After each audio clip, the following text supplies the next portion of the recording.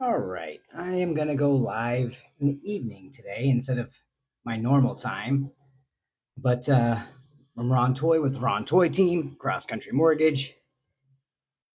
Been doing it about 10 years, helped about 2,000 families with their home investment journey. So I usually don't do lives in the evening time when I'm in chill mode. So this is going to be an adventure. But just got out of the pool and wanted to come live, talk to you guys about what happened in the markets this week, what to look out for, go from there. But yeah, if you have questions, put them in the comments. I am a realtor. I'm a loan officer. I help realtors and lenders with conversations to have. But I wanted to make sure to do one in the evening because my buddies, we're in this like group chat together, and it's a couple of loan officers across the country, and we are talking about different strategies and what gets better traction and timing and stuff. So yeah, just trying different things. But today was a great day. Today was the reports day for housing permits and some other stuff. And I shared it earlier, but I'll pull it up on the background so we can go there and see it. Let's go ahead and pull it up. Oh, that's too big. Oh, shit. Fuck it. We're straight past that. I don't know how to get the pictures to be like the right size for TikTok. It's a magic. But nevertheless, it was down 58,000 for permits for single family housing month over month, which is horrible. We're talking about trying to get house prices under control. We can't do that if we don't build enough houses to keep up with demand. And you know, it's been part of the issue that I've talked about on my lives before. Is like when you have hedge fund companies and private equity buying up 30-40% of the inventory across the country, they don't release properties back to the market like a normal home buyer would. Like the average first time home buyer is in their home 3 to 6 years max. So that you have those homes that naturally turn over. But with those companies, they're not buying to ever sell really. They're buying to control market share and to control rent prices too. Because if you notice, a lot of the multifamily, the companies that own multifamily are the ones that are investing in single family. So if you want to control rent prices there, you can increase your prices at your single family. And then if you want to kind of just play the market, you control both sides. It's insane that they're allowed to even do that, but here we are. We'll have to legislate that out because I don't. My personal opinion as a loan officer, I don't think I don't think private equity has any business being in the in the single family space. You want to be in multifamily, great. You want to be in commercial, great. But single family, no. And part of the what I wanted to talk about, I know that there are some backgrounds that I can put up that have the right size. I'm sorry, I'm like window licker status when it comes to technology. Let me see if I can show you the right one. So we've talked about this. This is what's important. I wish I could, I'll just move out the way. Right here is showing you what happened in 2007 when you have the most completions in history, and the blue is housing formations. Let me move out of the way again. So when you have not enough demand to keep up with supply, but you overbuild, of course, home prices are going to have an issue. A lot of people think there's going to be a correction in the market of about 15% in home prices right now, but they're not paying attention to this side. Since 2015, formations have outpaced completions. Not enough inventory. When the reports that came out today showed again that permits are down, everything is down,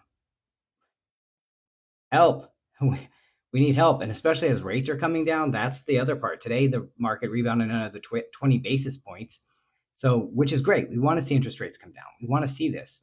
But if we're not careful, a lot of people that waited to buy because they thought home prices were going to drop are going to be in a world of hurt because for every 1 point drop in rate brings another 2 to 3 million buyers back to the market, and that increases demand, which increases prices.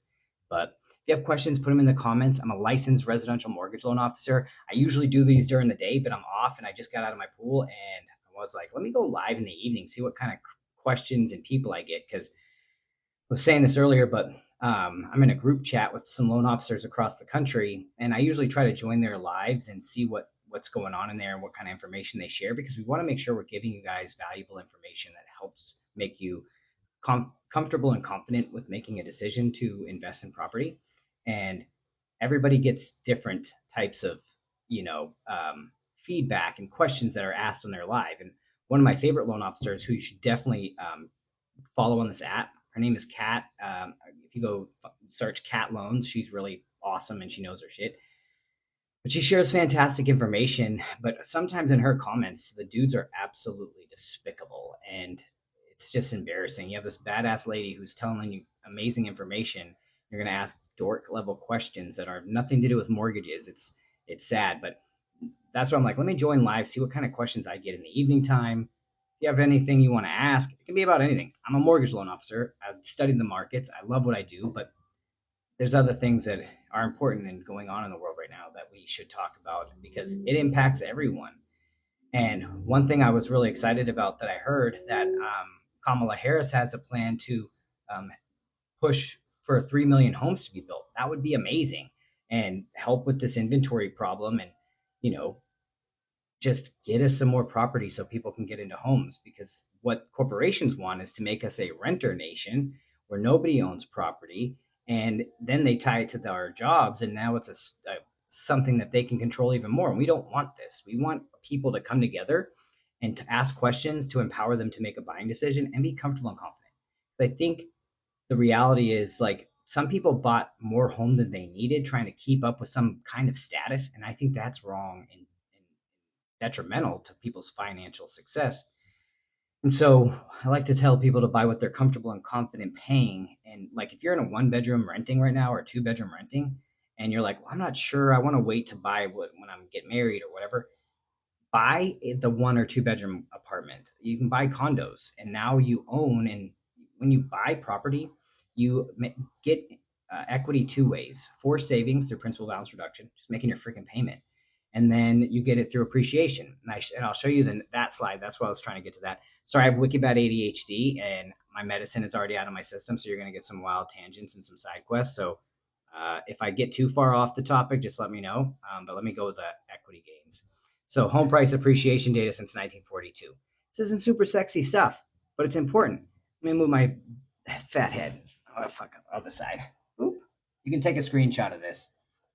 That's home price appreciation since 1942. The parts in red is the only time in our nation's history since then that home prices went down. And if you remember the slide I shared before, where we overbuilt compared to demand, we had 4 million homes available back then versus right now we have less, like a little over 1 million. And they continue to overbuild based on demand because there was false demand. It's a no-brainer. But think about how many wars, recessions, everything that has our country's been through, gas shortages and rationing and everything since 1942. And that is the only times in our history that home prices went down. But every other year, look at what it did in 2021, 19%. It's freaking nuts. But that's why I like to come on here and educate people because home ownership is one of the key pillars to building long-term generational wealth. And some people think you need to have 20% down or you need to have all this money or whatever. And it's just not true. And they get the information from Uncle Bob who bought a house in 1984 or in 2007 when you could fog a mirror and get a loan. And so things change at almost every quarter in mortgage, and especially since the TRID guidelines went into effect.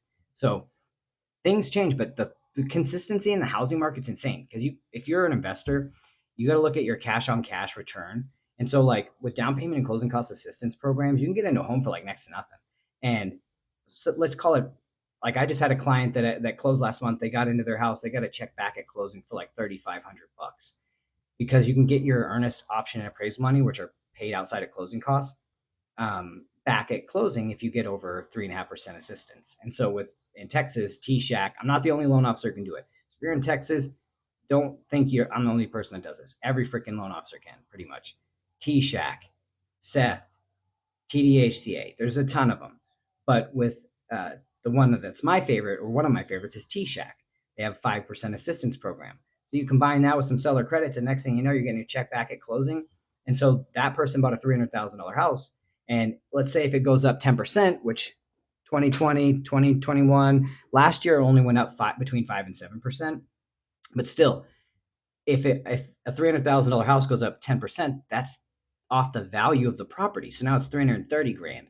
So they got a check back for 3,500 and their home value went up $30,000. So their cash on cash return is insane. This is why a lot of investors want to buy property because especially if you put 20% down, even if it's a $300,000 house, it's 60 grand. And if it goes up 10%, that's $30,000. You made 50% rate of return. And so most of us want to get 10% rate of return on our investments, and that's solid, which index funds over the last 30 years have averaged over 10%.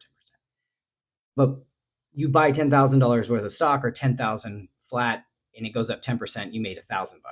You use $10,000 to buy a house and it goes up, your returns are more significant. Plus, if you're paying rent, you're paying a mortgage, it's not your own.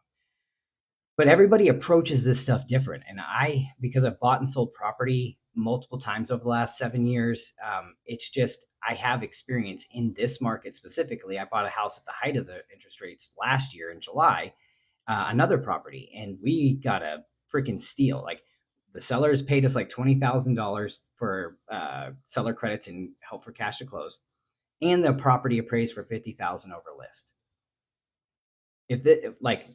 It's already gone up another 50 grand in the time that we've owned it, and that's like amazing equity returns. And I don't want this to just be me. I want everybody to know this stuff. And you don't have to just talk to a local licensed residential mortgage loan officer. Interview a few. And on this live, thank you for everybody who's joining. Hey, everybody.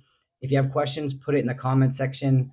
You can also book some time to speak with me on my, there's a link in my profile, but ask questions. What are you guys freaking out about the market? What do you think about what's going on? Let me take this freaking background off. And thank you for your patience when it comes to technology. Like I said earlier, I'm like just above like a 5 or 6 year old when it comes to being able to work tech. They probably will run circles around me. Let me see, background, turn off. All righty. But yeah, happy to answer questions about pretty much anything, but rarely on here just to give a market recap. Last week was a busy freaking week. CPI came out, PPI came out, inflation's coming down. It's under 3% for the first time since 2021. So the economy is rebounding and everybody's calling it a soft landing. And so this is fantastic. We're coming across, but that doesn't mean it's 100% better. We still got a long way to go. And so I want to answer questions to help people feel validated and go from there. But also, if you want to ask me other things like books and anything, I'm here to ask. But also, TikTok is weird. I'm trying to figure out social media. They said I watched this video the other day and they're like, you got to go live for 90 minutes. I'm like, what the heck do I got to talk for 90 minutes about? So I'm going to try and see how it goes. But yeah, I'm trying to think about other things that's important. Homeownership.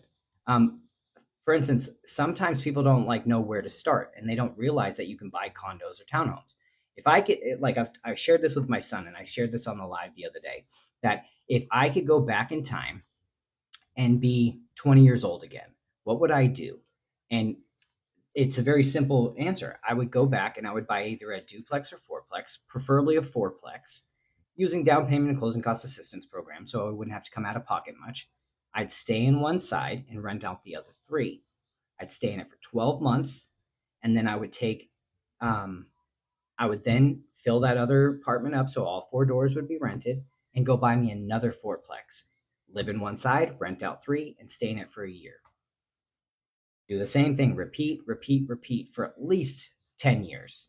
Because guys are pretty much dumb until they're 30. I was a nightmare when I was younger. I did not know about therapy, mental health, none of that stuff. And so I was a psycho. But I got better and I went to therapy. I went to healing, all that stuff.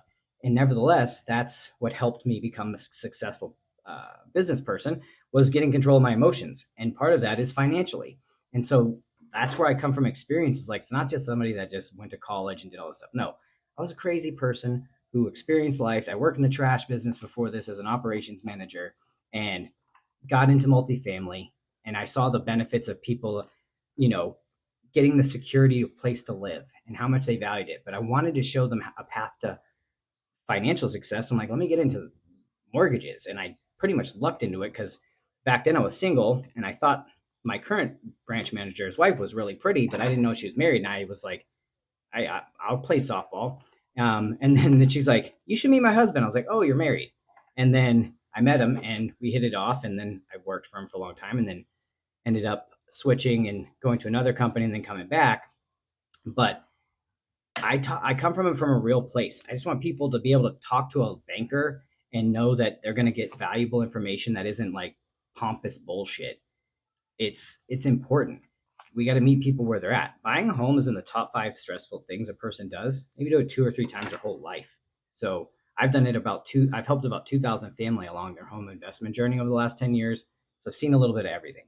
So again, going back, hey, everybody who joined, thank you so much. If you've got questions, put it in the comments. I'm a licensed residential mortgage loan officer. I study the markets like crazy, and I want to make sure I'm answering your questions, providing value, maybe, hopefully, and make you feel comfortable and confident enough to make a buying decision. You don't have to use me. I'm just giving you information. There's tons of loan officers across the country that are phenomenal. I've shared a couple of their names on this live already, but one you should go follow immediately. Her name is Kat. Cat Loans, I think, is her, whatever you call this thing, a handle. She's phenomenal. She's one of my favorites. Carlos Munoz, he's great. We all specialize in different states, so it's pretty solid. But yeah, and I'm here to talk about anything because there's a lot going on in the world besides mortgages. It's just the part where I specialize in, which is important because our homes equate some kind of security. Bird law? Bird law? I'm not sure, Greg. Can you go into detail or a little bit more into that question you put there? But yeah, it's a lot going on. But yeah, I'm happy to answer questions. I'm trying to change up the times when I go live because like usually I go live during the day, but like I just got out of my pool. I'm like, let me go live and see what kind of people or what kind of questions I can get in the evening time as I chill and relax and have a little something, something. But happy to answer your question there. Are you practicing bird law? Negative. I'm not a lawyer. I don't know what you're talking about, but I'm happy to if you expound on it a little bit. What is bird law? I'm interested. This is interesting. Plus, you watch it. I've never seen It's Sunny in Philadelphia.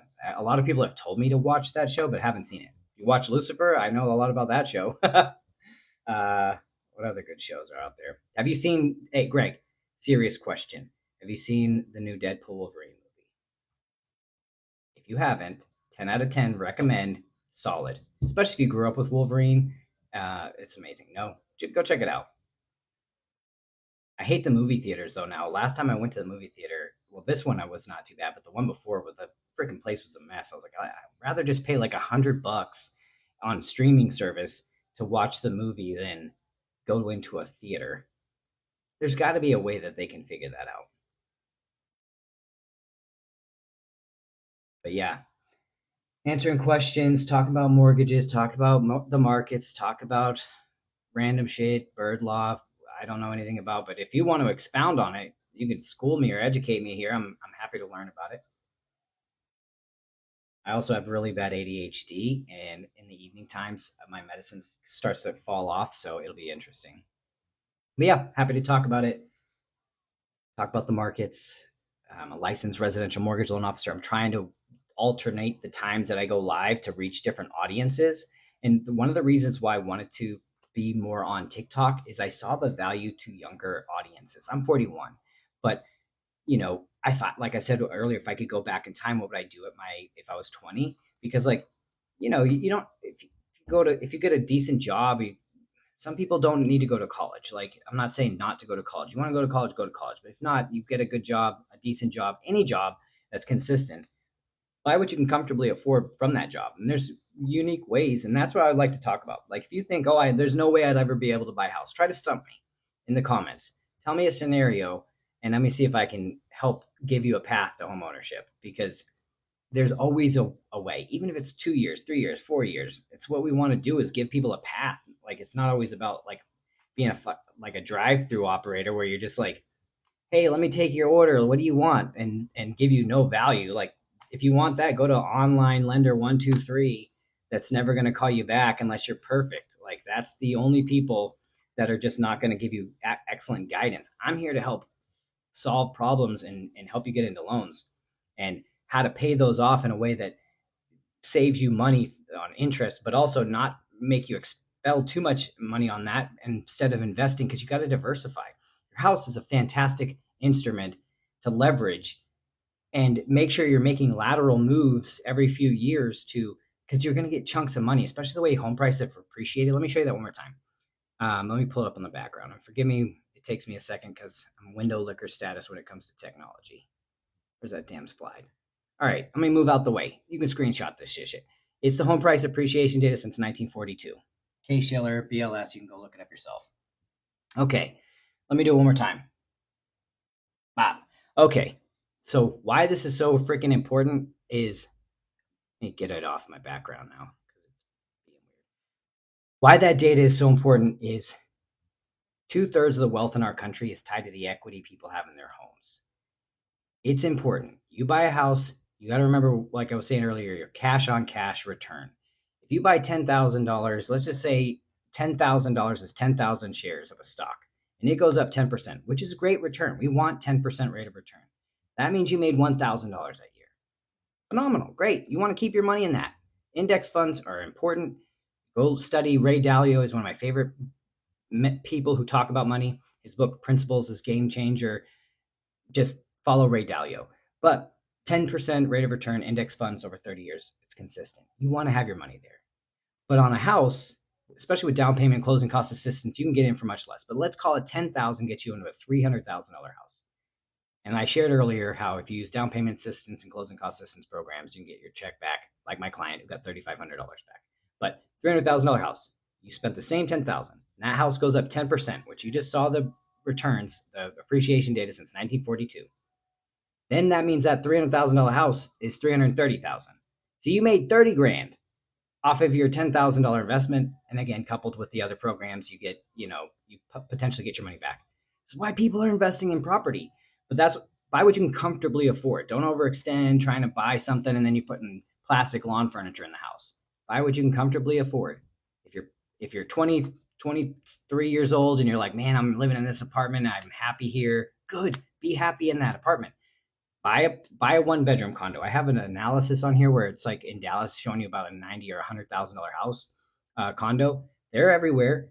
Some places might not have it, but maybe you got to move. But I showed a $100,000 house. Great. It's way under your budget. Stay in it 12 months. Let it appreciate. Then go buy another house as a primary, but now you have a rental property where you can make passive income because it's not hard to debt service a $100,000 loan. Like maybe you're all in payments like $700 or $800. And so getting a renter in there is going to make it easily debt serviceable. But what you're looking at is having it and holding it for a long-term investment where you can leverage your equity positions and, buy future properties, pay off debts that have higher interest rates. But that's why I'm talking about, if I go back in time, I would be buying fourplexes as early as I could, live in one side, stay at 12 months, rent it out, then go buy another fourplex, then another fourplex, and another fourplex till I made about 20 grand a month in passive income. And then I would retire and go make birdhouses out of popsicle sticks on some island somewhere that's okay with public nudity.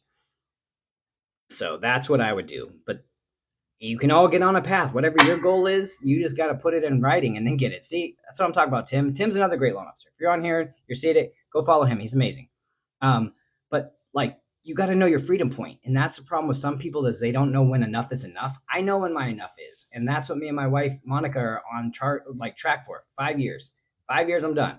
Then I'm out of here. I'm going to go get an island somewhere with some friends and be done. Isolated.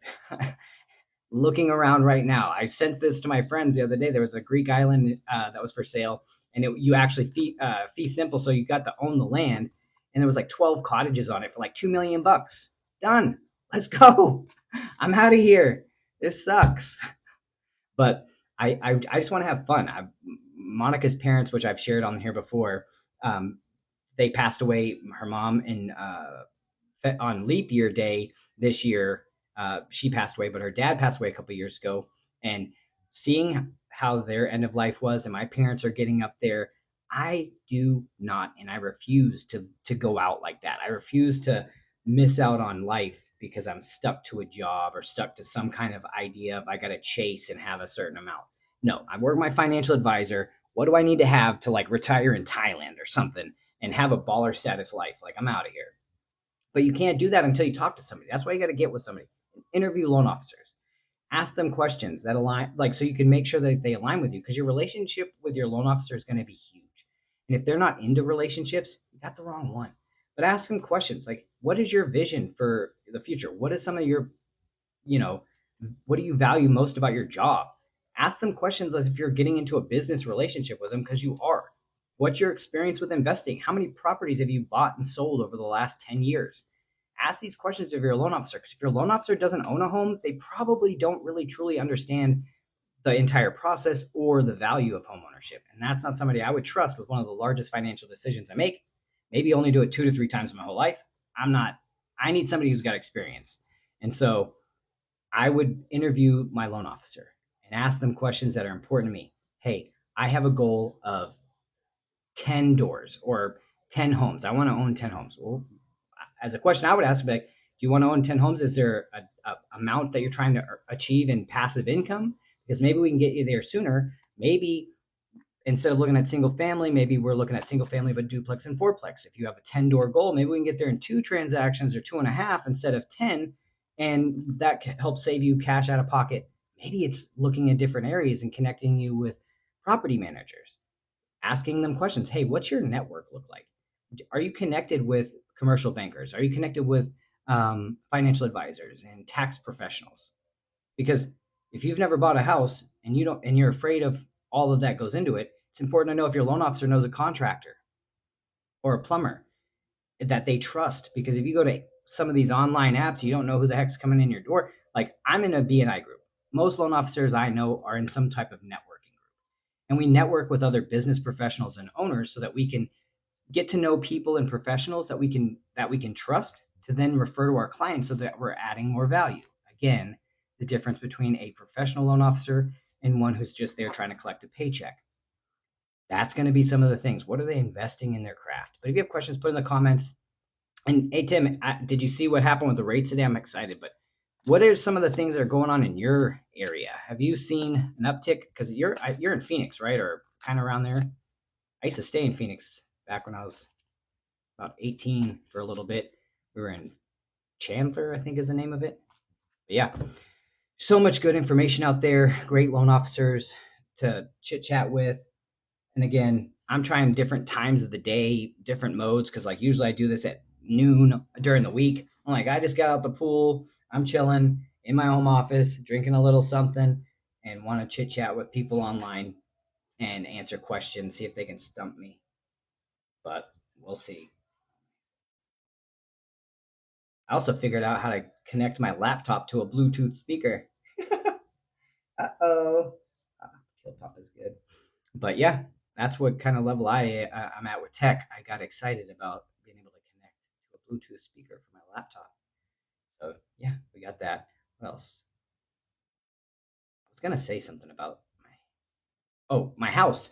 There's what's cool on my house. It's on this like private drive, and so I want to buy the house on the other side of me and the other side, and like not connect the front, but connect the back. And I was joking with Monica yesterday or a couple days ago, and we're like, "How mad are you? Are you at me? Am I like one house or two houses down? Like I got to go all the way over there because we want to buy all of them on this little strip because it's like 6 houses that's protected by this like situation. It's like a private drive, and it would be like an island if we bought all of them. And I'm about it as much as possible. It's like, how do I get the other people to leave? Like shoot gun at the nighttime in the sky or something crazy.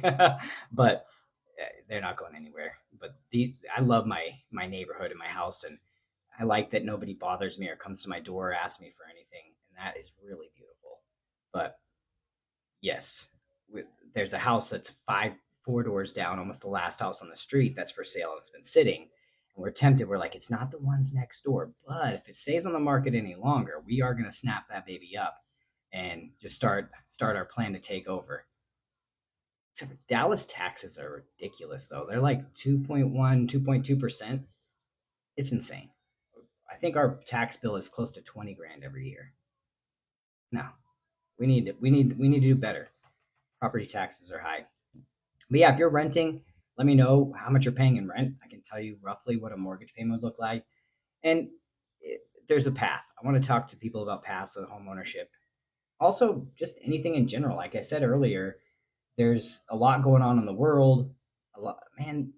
I don't know what kind of music you guys listen to, but if you like Slipknot, I really love some of the videos from their Gray Chapter album, like Kill Pop and the Negative One, and just there's so many good ones, and it's like captivating. Sorry, my ADHD is kicking in and I'm like focused on my video over here, but 10 out of 10 recommend. My favorite is the negative one. Music video and song right now, pretty much. When it comes, but yeah, tangent. Sorry, side quest. But yeah, I'm not going to be on here too much longer. I just want to go ahead and come on, talk to you guys about the mortgage market, tell you what was going on next week.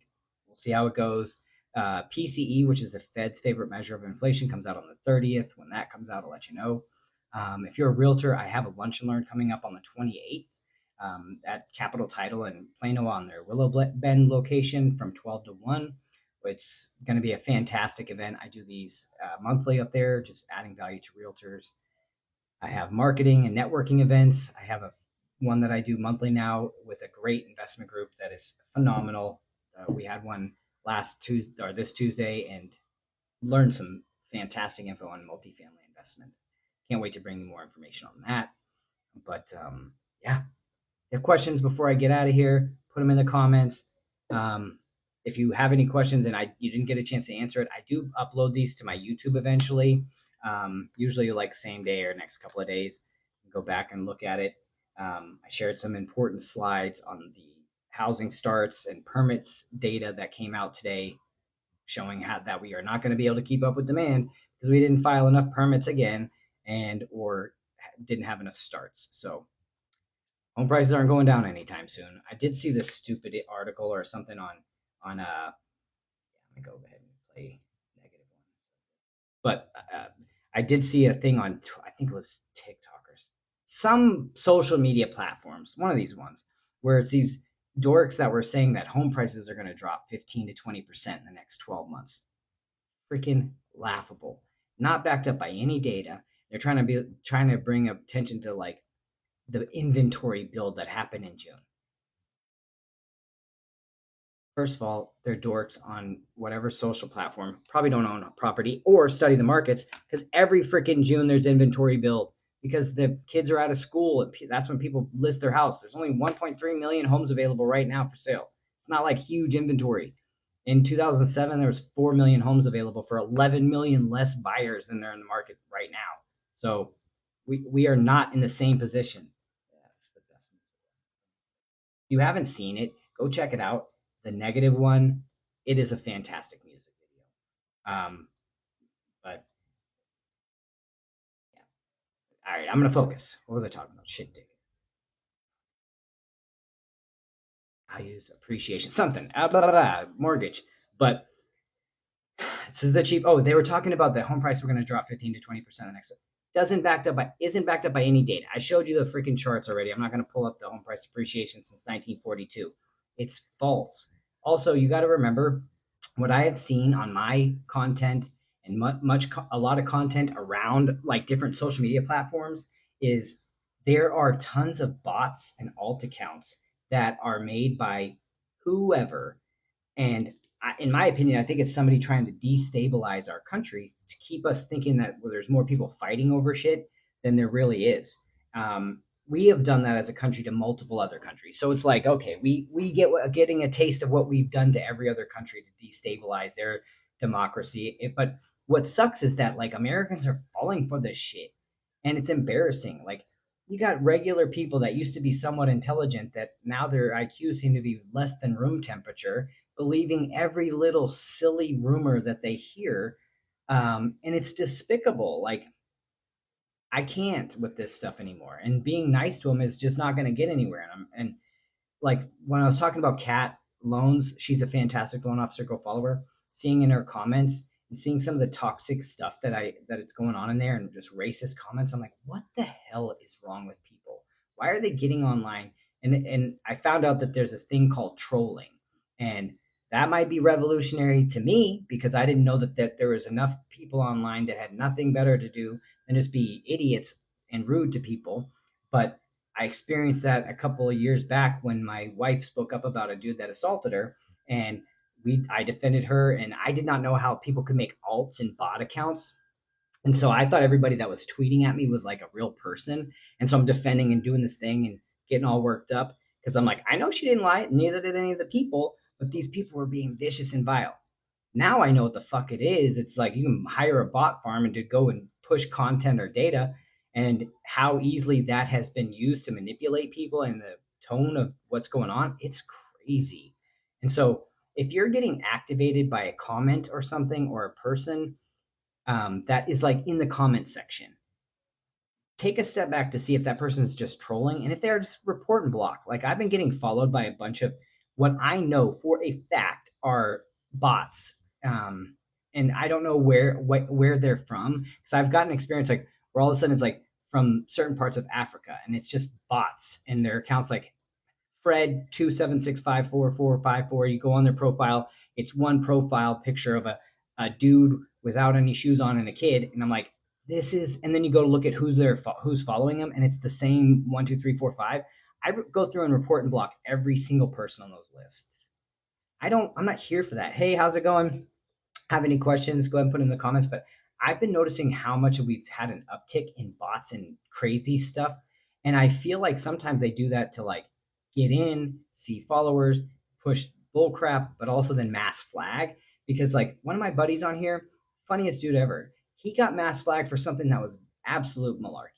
And I couldn't. And what I've seen is anytime I've ever defended a lady or a person of color or something in a comment section, all that's when all the or because I post a lot about Israel being a genocide situation and Bibi being a freaking dork who absolutely is going to get every single bit of what's coming to him and deserves to be in prison.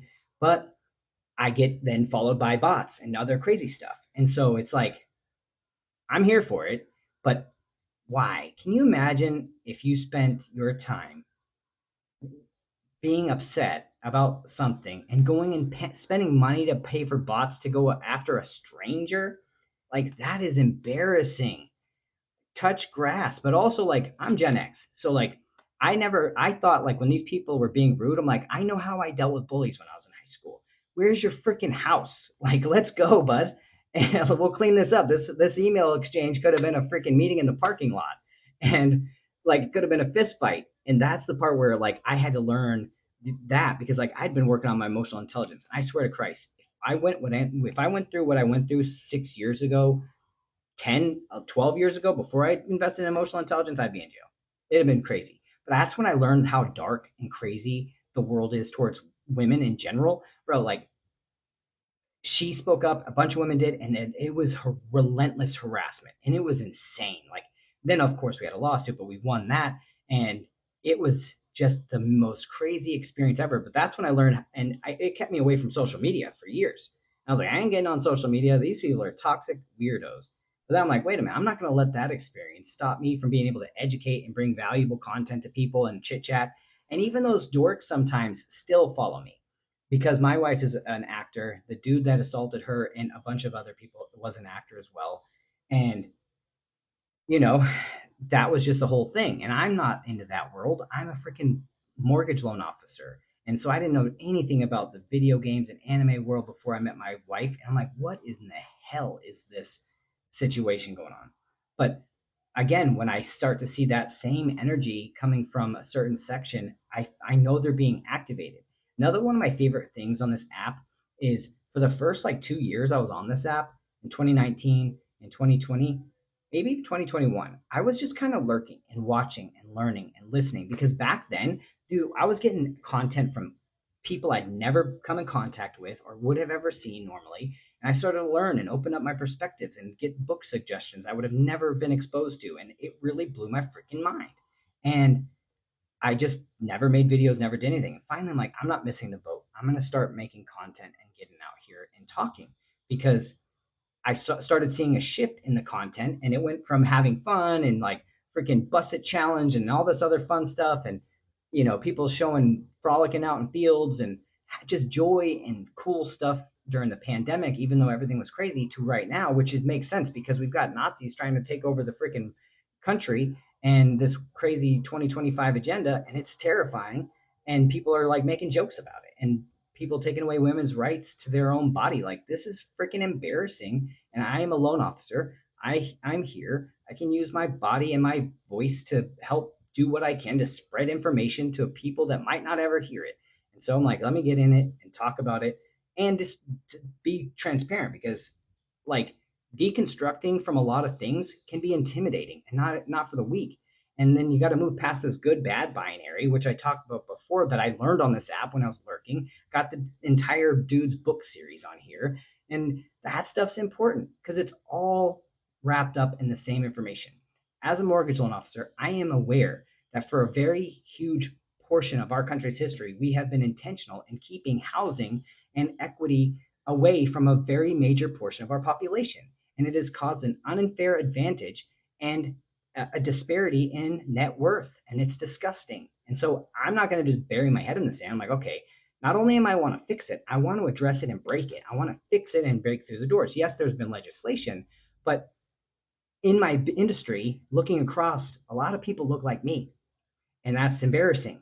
And I want to see as many people. I want to see much more diversity, but not just that, but like communication and talking to people.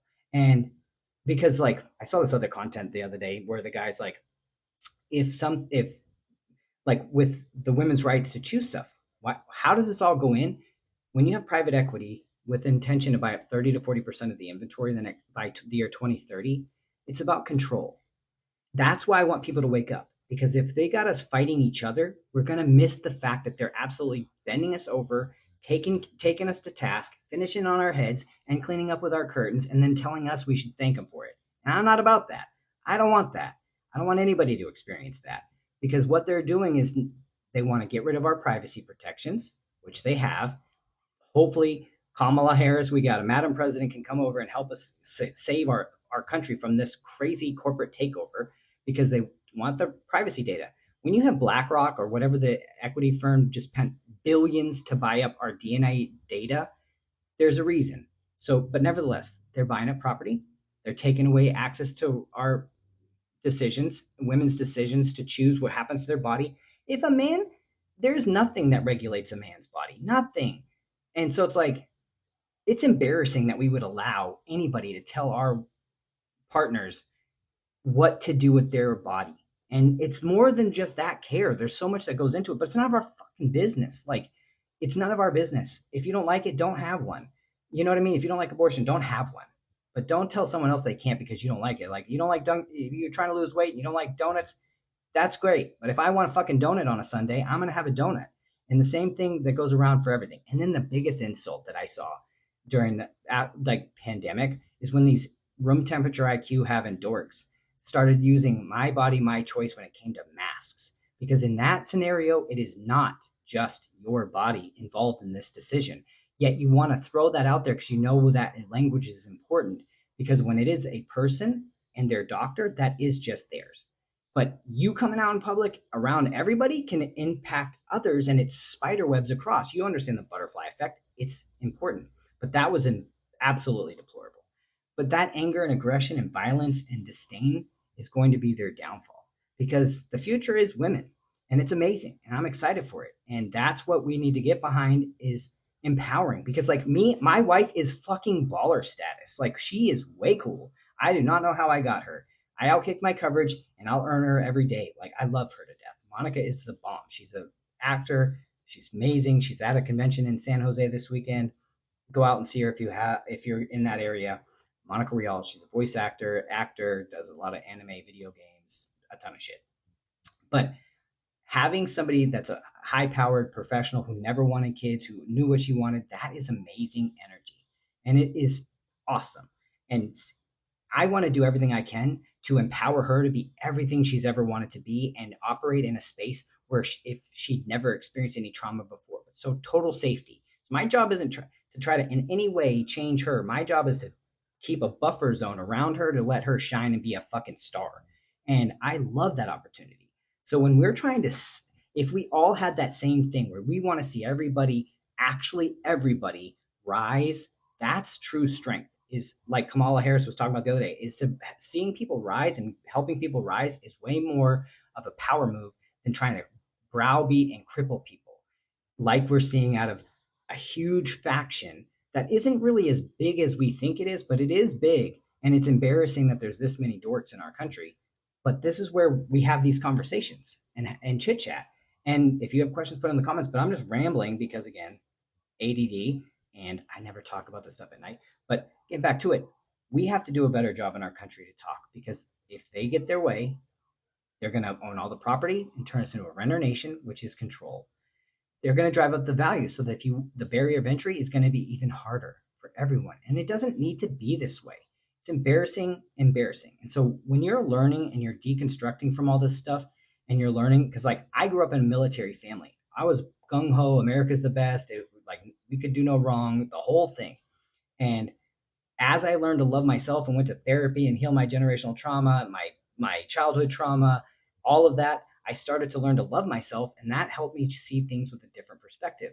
And if you're truly healed and you have done the work, there's no way you can buy into the power structures that are currently in place, including this crazy Christian fascist stuff that's going on. I used to be a Christian and deconstructed from that because I saw it's an abuse tactic in most cases. Why does a religion say that a woman is good enough to bring the savior onto the planet but not good enough to teach a man in church? Come on now, get the fuck out of here. And so like that's something that I learned. But I don't care if somebody wants to worship that and do the thing. Cool, you do you. That's fine. Totally support freedom. But don't regulate me based on your magic space daddy, or don't regulate my partner or my friend's kid or whatever based on your magic space daddy's rules that even aren't even in there, especially when your magic space daddy had an experiment where he had to tell people to put some blood on a door so that he didn't go and kill everybody, like all the little firstborn boys. Yeah. So I don't want to hear it. But nevertheless, that you deconstruct from that, you see how abusive and toxic it is towards women, talking about how they have to be silent. They got to do this. They're just this. No, they're not. They're badass individuals. If they're good enough to birth the savior, maybe they're good enough to run a country. Maybe. But that's the part where I'm like, I want to bring this kind of conversations out, because if we strengthen everybody and have the strongest team, who could beat us? And that's why it's like, if you've ever played sports, like you want the best team on the field, right? But you can't say that your team doesn't need different positions. If everybody's this giant like muscle bound person, you're playing football, it's not going to be the best situation when you need a wide receiver. You need different things, different positions. So the stronger each position is, the better. So at me and my partner, I want her to be the strongest and best she's ever thought about being, and never doubt any of that. I'm her biggest cheerleader. So imagine if everybody started applying this principle where we're not teaching or trying to correct or whatever. We're here to support and love and build up our partners and protect them, but not that they need it because they're badass, but like buffer them from like the whole conversation of anyone trying to doubt them, and be there. Same thing direction, but every person in our country, imagine if we didn't spend the billions we spent during Reconstruction.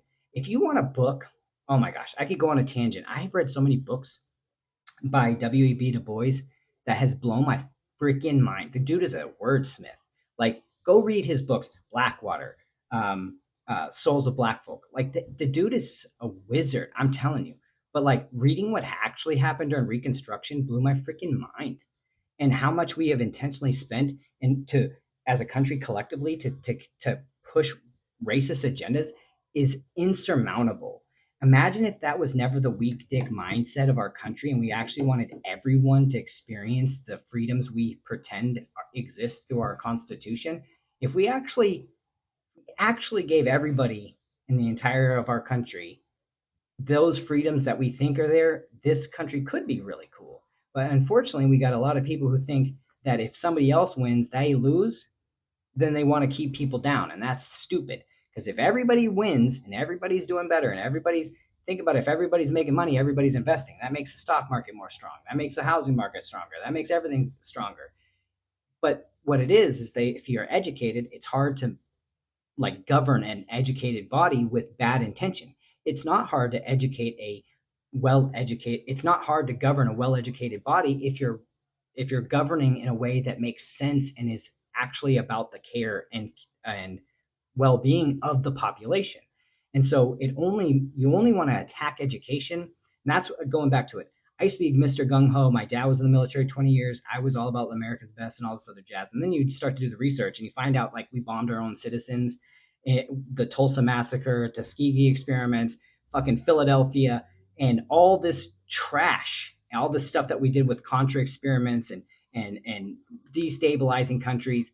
We are the bad guys, and we can be good, but we have to peel the mask off and be honest and really bring that information, because it all ties into like my whole topic about helping people build long-term generational wealth. We have to define reality the way it is, not the way we want it to be, but we have to strive and put in things in place to help us get to where we want it to be. But right now, you got to buy whatever you can buy that you can comfortably afford, because this is the cheapest homes are going to be, because there's a bunch of things in place to help further the gap between those who have, and I'm not talking millionaires. Millionaires are poor to billionaires. Like, if you're out there and you're like, ah, man, I'm in the 1%. No, you're not. Unless you're a billionaire, you are not in the 1%. That's the truth. Like, we're talking the real 1% that everybody's talking about, that moves politicians, the ones that own, chairs on the freaking Supreme Court. That type of rich. Those are the people that are pulling strings and pulling the levers and making us fight each other, worrying about immigration, right? And if you study economics and you just look at anything, right? Right now, people are trying to push that Social Security is insolvent, and they're trying to ban abortion because they need birthing rates to go up to keep up with this social program, right? And they're talking about, oh, it's a drain. You know what's the biggest drain on our economy? It's corporate subsidies. We subsidize the largest company in the world, Walmart, and they have the largest portion of the population. The largest percentage of their employees on social programs. How about maybe, just maybe, we stop being social and bailing out corporations and stop treating them like people and helping the people. And if the companies fail, they fail. That's not our problem. But Walmart posting record profits, 340 billion, cutting off workers, having them on social programs, and then blaming them for the drain on the economy. No, this is where you got to do the work to investigate what's going on and who is getting the benefit of your activated state. Because as we're activated, our ability to make rational decision decreases because cortisol is pumping through our bodies. And state management's important, because you got to be able to control your state to be able to then move from an activated fight response, fear response, back into a logic response to where you can process, and that who benefits from your rage. That's where you got to start to look at when you get these situations. But going to the immigration, right? Imagine if we had better policy, because they're trying to control by birth. That's wrong. It's an invasion of privacy. We have no business being in a woman's decision. But if a kid is born, they got to get all the way to 18 before they have any impact on the increase in Social Security contribution. But an immigrant who comes into the country, imagine this scenario. Imagine if we say, okay, we have a shortfall in Social Security. So what we want to do is we're going to open up immigration like we did back with Ellis Island, and all of us that look like me, like we were here, like my family got here 4 generations ago. I'm new and fresh to this land.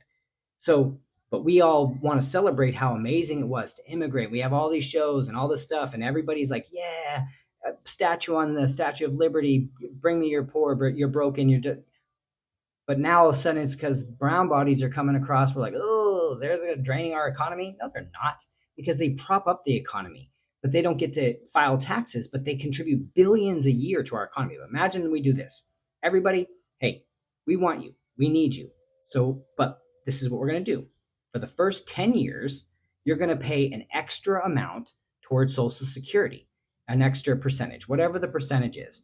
So you want to come here? Great. We want you here. You won't be able to collect on Social Security or any of these, Social Security, not like welfare or the other one, Social Security, until you've been here at least 10 years. But you get here 10 years or some kind of number.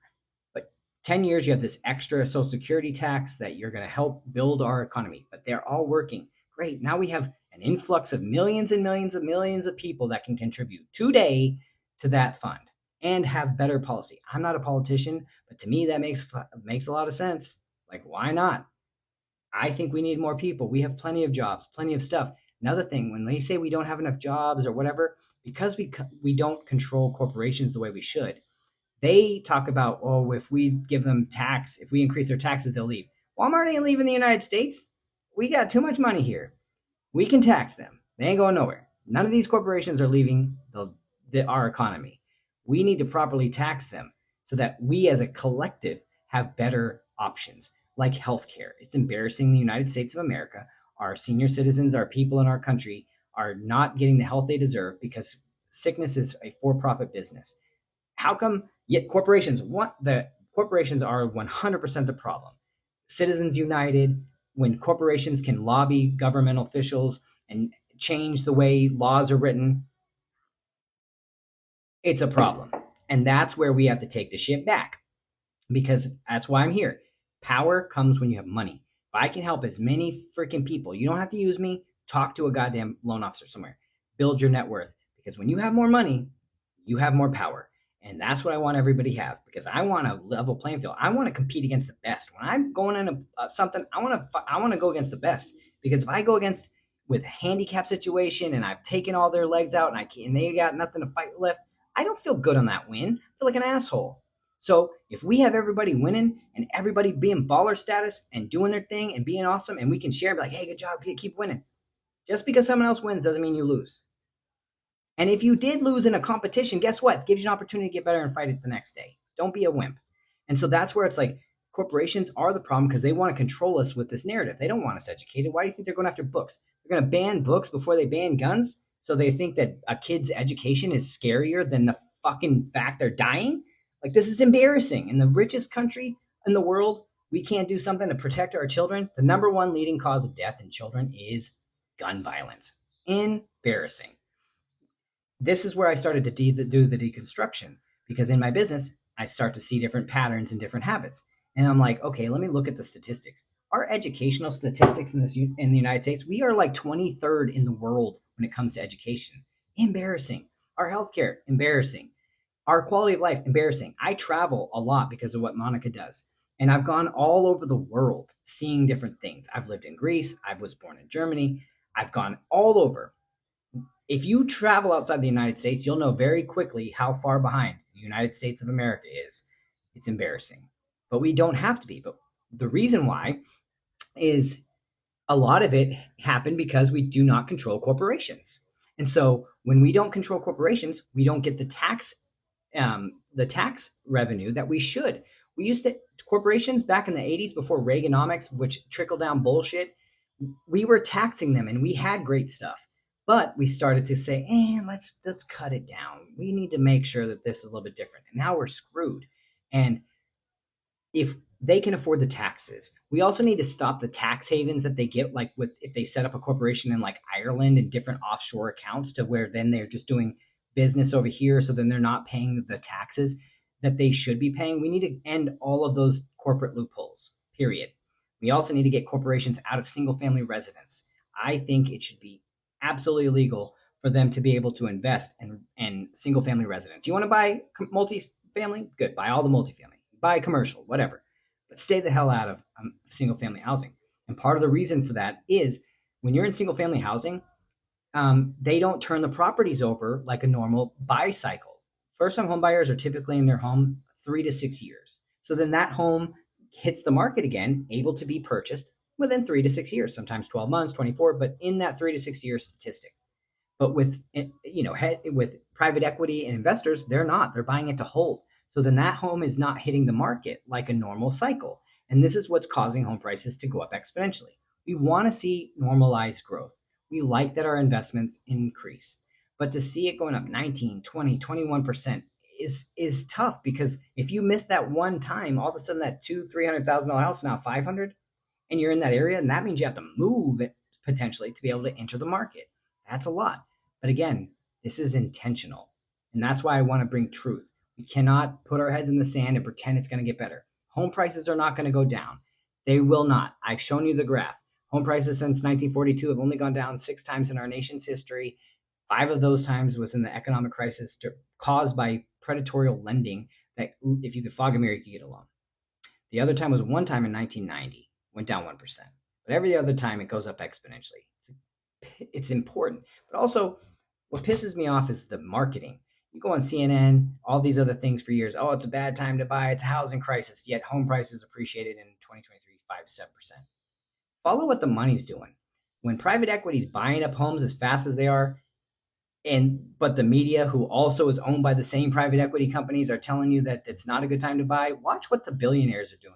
In these, they know what time it is. They know that this is the best time to buy. This is the lowest home prices are ever going to be. And you heard that freaking creepy audio from Trump and Elon Musk about he doesn't care if global warming happens because that'll give him more beachfront property. These billionaires do not care about us as Americans, period. So that agenda that they're pushing, these corporate PACs, this crazy shit, we have to come together as people and start talking and being real. I also get it as a pet peeve in Texas. What really bothers me is seeing like people that are European Americans telling Mexicans that they need to go back to their country. Like, bro, you know that only a few hundred years ago, this was their shit. Like, and indigenous people, this is their shit. So telling them to go back anywhere is embarrassing. Do you not have an ounce of self reflection? And it is annoying to me. And just the denigration of a population by Trump and his crazy cronies is disgusting. They're weird. Like, how can you say the entirety of the population of a country are thugs and rapists when he himself has gotten hit and prosecuted and adjudicated as a rapist and was on Epstein Island like it was fucking Disneyland, and people are out here still supporting them? Just so you know, if I see you supporting Trump, you're getting blocked because I know that you support a rapist and a child pedo creep dork. I ain't playing with that game. And that's the truth. We got to stop hand holding these people. When they coming out here, oh, this and this Trump, we need to call them out for their bullcrap. So you're telling me you are okay with a criminal. And if they think, oh, this is a witch hunt, it was tried by a jury of his peers, and it was proven that he committed felonies. He can't have charities in New York. He's owes money all over the country for his campaigns. Like, the dude is a joke. He's a pretend billionaire. He got 200 million or some crazy amount of million from his dad. And if you look at the other investors who've been investing in that time period, like Warren Buffett, Jeff Bezos, all of these other billionaires who then tripled and quadrupled their money, and he's over here getting found out to have overinflated his values on everything. So is he a billionaire? When billionaires laugh at a person and say he's not a billionaire, he's not. He's just got a lot of propped up, fake stuff and wants to claim it. But if he was, he wouldn't have a problem paying a $22,000 bill at a city to go ahead and be able to have his rallies there. Or, because now most indoor facilities won't take him because he doesn't pay his bills. And so this is where we got to stop being when they go high, or when they go low, you go high. No, we just need to call it out and be like, yo, that's weird. You're okay with him being on Epstein Island, Epstein flight logs. I thought you guys wanted to see the records, and now it comes out and they're like, it's fake. He was on Epstein's plane when he went to Montana just a couple days ago. The dude's a bad dude. And you can go and look up the court documents. We're talking a 12-year-old girl. Go look up how he talks about his own daughter. Go on YouTube. Go look up interviews about him talking about his very own daughter. And this dork is trying to run for president in our country. Embarrassing. And if you support that type of behavior, you are embarrassing. But you've probably also been activated by a section of the population that wants to destabilize our country because he likes dictators. North Korea, Russia, China. He likes that type of leader. He celebrates it. You know what a great book to go listen to is the Trump tapes on Audible. Bob Woodward is a freaking legend, but it's just Trump talking and doing interviews that Bob used to make a couple of books. But it's I can't remember how long of the book it is, but I listened to it a couple of times on Audible. You can listen out of his own mouth. But like whenever the pandemic started, when he's publicly talking about like, maybe we should inject bleach and do all this other stuff, he's telling privately to a famous journalist that, hey, Bob, this is scary, Bob. It's worse than the flu. The flu, the flu's got a like a 1% mortality rate. This got like a 5%, Bob. It spreads in the air, Bob. His words in private to a famous journalist this is scary. It's going to kill a lot of people. It's got a 5% mortality rate versus a 1% mortality rate with the flu. But then he comes out and says it's just going to magically disappear. A million Americans died under his watch, and he could have just simply stood like a man, 10 toes deep in his position, being the strongest position on the planet, the president of the United States, and could have looked American people in the eye and say, you know what? This is going to be a fight for a generation. We haven't seen anything like this since the Spanish influenza back in 1918. We are going to do the best we can to lead the world in the response. What we're going to do as Americans to show the world that we are the best, we're going to shelter in place for 2 weeks. We're going to send you masks in the mail. Send some freaking American flag masks. We're going to send you masks. You need to social distance. And we're going to do this, and we're going to send you this. Tag us in social media, but we want to show the world that this, and the reason why this works, and this is the scientific data on being cautious, because it's better to be over cautious than to let this thing take American lives. What did he do? He turned it into a political nightmare where if you didn't wear a mask, it was very clear who you were voting for. Saying stupid stuff like vaccinations are not science. Yet we've seen the impact of vaccinations with polio and all these and measles and all these other things that we have saved generations from. And they think it was just this random vaccine that hadn't been developed for decades. COVID is just the type of virus. COVID-19 is the thing that defines that virus. So of course, I'm not a scientist, but a lot of people became scientists by watching clips on YouTube from dorks that were in their grandma's basement who did another little bit of research, and then it was activation. But again, because our president didn't man up and do the hard thing and say and issue a challenge to the country to be the leaders, 1 million Americans died. And a lot were on his voter base. And more will have long-term impacts. And that's going to be an impact on Social Security and different Medicaid and Medicare and all those things, because you're going to have people that are disabled because of their trusting in a man that was privately talking about how deadly it was, but publicly giving people false hope, telling them that they can go put ivermectin or other dumb stuff in their body instead of trusting the science of doctors. And medical workers were out here on this app crying, begging us to listen, begging us to give them just a little bit of time to slow the spread, just a little bit. But he politicized it. But that's, in actuality, the thing that helped save us from a second Trump presidency was his fumbling of the pandemic response. Because if he would have done that and actually and stood there tall and had a solid response, I am terrified to admit that he probably would have got the presidency the second time, because he killed his people, because he fumbled that bag. On top of adding $7 trillion to the deficit, guy added like 30% of the deficit we have right now in his presidency in 4 years. Guy wasn't a joke. He removed some of the Dodd-Frank protections in 2017 that prevented investment firms from buying residential properties. Go look it up. He peeled back those parts of Dodd-Frank specifically when he went after it. He doesn't like regulations on corporations, which regulations help the greedy people who don't know when enough is enough from taking over the country. And he wants to get rid of EPA, all of these things. Like, God dang. It's in essence, he's just like a for-hire political sex worker. Nothing against sex workers. I don't want to debase them. They deserve everybody their money. But that's what he's doing. He's like, who wants to shoot a shot on me? Like, you want it, China? Then I'll talk about your program. You wanted this one? Oh. Think about this. He let one of our journalists get their head chopped off, and he got a $2 billion little parachute from them. Yeah. What kind of a weak D president allows that and just cowers to this person? It's embarrassing. If you looked into the truth of who he was, you would be shocked, and it's terrifying. But bots and alts for a long time were pushing bullcrap information, and the media did a freaking deplorable job propping him up and making him look any way competent and not covering the stories. Why are we not seeing more about the Epstein files from the media, CNN, all of them? Why are they not covering this? If Barack Obama was on those things, you know they would be all up in it. It would be 24/7 access coverage of that information. But no, because it's Trump and other people, we're not hearing anything about it. It's embarrassing. And we as a country need to see this people and say, why is our media? Oh, who owns them? Did you know that 5 people own all the media pretty much?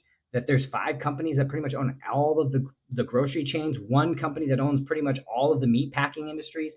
I didn't know that freaking farmers don't have rights to the seeds and the plants they plant.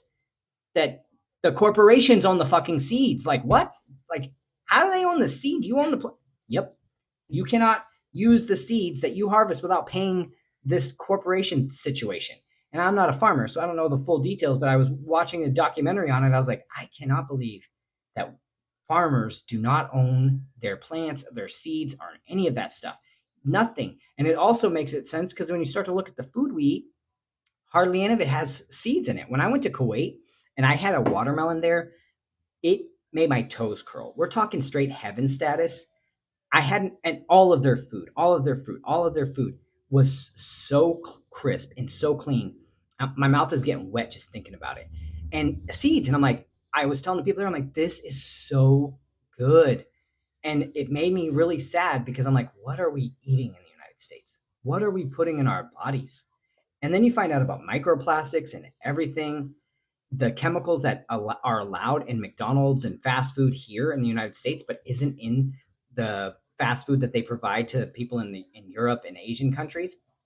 If they can do it there for the same prices, why can't they give us that food? Why do they got to have all the fillers and junk here? Same thing with chips and snacks. And if they're in Europe, they don't have that. But why do they allow it here? Well, when health is a for profit industry, they're not de incentivized to not put red dye X and this chemical and that chemical in the food. But when you got the government responsible for healthcare, guess what? They're going to take care of their citizens better. When I was in France, in Paris, eating the food, I ended up losing a ton of weight just in the week and a half I was there because the food, and I wasn't like I was dieting. It was just better quality food. And I'm like, God dang it. When I got back here, I was terrified. I'm like, this is a problem. But we won't fix it unless we vote. Get out there and vote, but talk about it. Ask, demand companies like, you know, McDonald's and all these other corporations that are poisoning us to fix this issue. Boycott them. Money speaks. Money is power. Our time and attention is powerful. If we don't give them our money, guess what? They ain't gonna going in and boycotting. I have not been to a McDonald's since October 7th. Not going ever again in my life. Same thing with Starbucks. Just not happening. And a lot of people are doing the same thing. So that's why it's important. Our money speaks. And if we don't give them money and then they want to do market research on why, it's like not only are you a creep, you're also poisoning us. You know it, and you're charging us money to eat poison. Yet you put the good ingredients in every other country's food but ours. Why? Why? That's what I want to know. But that's where it goes in. I want people to have power. I want you to buy homes. I want you to buy properties, build your own long term generational wealth so that you have the ability to get out, vote, have power, have strength, communicate, and go from there.